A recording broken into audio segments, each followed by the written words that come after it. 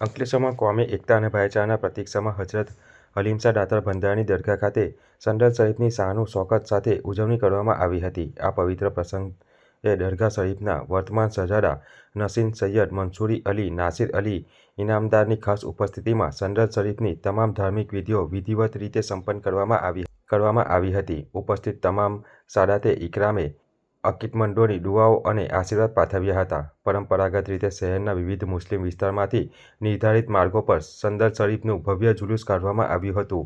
આ જુલુસમાં નાત શરીફ અને સલાતો સલામની ગુંજ સાથે સમગ્ર વાતાવરણ ભક્તિમય બની ગયું હતું। ત્યારબાદ દરગાહ શરીફ ખાતે પવિત્ર ગિલાફ અને સંદલ પેશ કરવાની રસ્મ અદા કરવામાં આવી હતી। દરગાહના ખાદિમ અને અનુયાયીઓ દ્વારા વિશ્વ શાંતિ સ્થપાય, દેશ પ્રગતિ કરે અને ભાઈચારો જળવાઈ રહે તે માટે વિશેષ દુઆ માંગવામાં આવી હતી। ઉર્સના પાક અવસરે દરગાહ પરિસરને આકર્ષક રોશનીથી ઝળહળતું કરવામાં આવ્યું હતું, જે આવનાર શ્રદ્ધાળુઓ માટે આકર્ષણનું કેન્દ્ર બન્યું હતું। આ પ્રસંગે શહેર પોલીસ તંત્ર દ્વારા ચુસ્ત બંદોબસ્ત ગોઠવવામાં આવ્યો હતો। आज हज़रत हलीमशाह दातार भंडारी रहमतुल्लाह अलैह का 442वां शरीफ और संदल शरीफ मनाया जा रहा है।